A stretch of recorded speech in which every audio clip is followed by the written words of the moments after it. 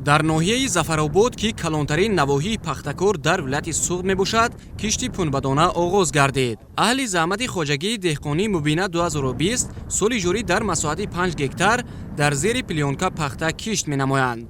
Зимни иштирок дар ин тадбири муҳими соҳаи кишоварзӣ, роҳбарияти мақомоти иҷроияи ҳокимияти давлатии ноҳия ва кишоварзон ташаббуси мазкурро дар самти иҷрои саривақтии дастуру супоришҳои асосгузори сулҳу ваҳдати миллӣ, пешвои миллат, президенти ҷумҳурии Тоҷикистон муҳтарам Эмомалӣ Раҳмон ва бо мақсади гирифтани ҳосили босифату саривақтии пахта муҳим арзёбӣ намуданд.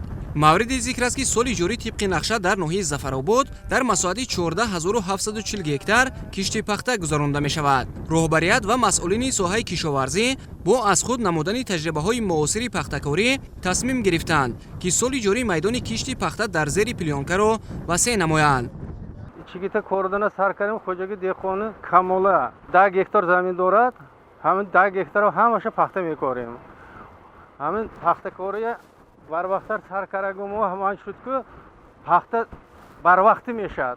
Ҳар сол 40-50 сентнери пахта мегирем. Ин солам ҳаракат кардем, айнам зиёдтар мегирем.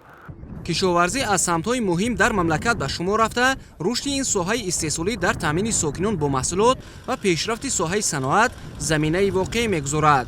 заминҳои ноҳияи Зафаробод барои кишт ва парвариши навъҳои гуногуни пахта хело мувофиқ буда, дар сурати саривақт гузарондани кишт ва риояи қоидаҳои агротехникӣ ҳосили дилхоҳ ба даст овардан имконпазир аст.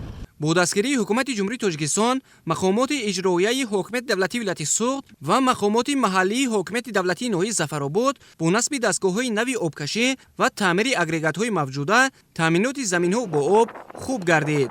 иҷрои тадбирҳо дар ин самт имкон хоҳад дод то рушди соҳаи кишоварзӣ бахусус нақшаи истеҳсоли пахта дар ноҳияи Зафаробод таъмин карда шавад. айни замон дар ноҳия дар самти саривақт гузарондани корҳои саҳроӣ ва кишти пахта техникаҳои зарурии соҳаи кишоварзӣ мавҷуд буда, фаъолият дар самти таъмини деҳқонон бо техникаҳои зарурӣ тақвият дода шудааст. бо назардошти фароҳам гардидани шароити хуб дар самти обрасонӣ ва бо мақсади мусоидат дар таъмини фаъолияти корхонаҳои коркарди пахта, деҳқонони ноҳия ба масъалаи рушди соҳаи пахтакорӣ масъулияти ҷиддӣ эҳсос карданд.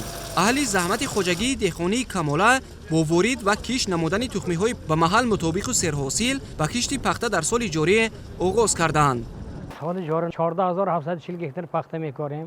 имсол кишти пахта дар зери плёнка бароқ монда шуд. мо ҳамиро сар кардем.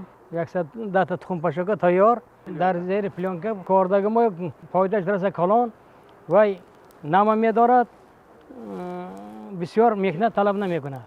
истифодаи таҷрибаҳои пешрафтаи пахтакорӣ дар зери плёнка имкон фароҳам меоварад то хароҷот кам ва деҳқонон ба натиҷаҳои баланди истеҳсолӣ ноил гарданд. ба таъкиди масъулони соҳаи кишоварзӣ, чунин таҷрибаи пахтакорӣ дар ноҳияи Зафаробод бори аввал ба роҳ монда шуда, дар сурати ба даст овардани натиҷаҳои назаррас кишти пахта дар зери плёнка васеъ карда хоҳад шуд.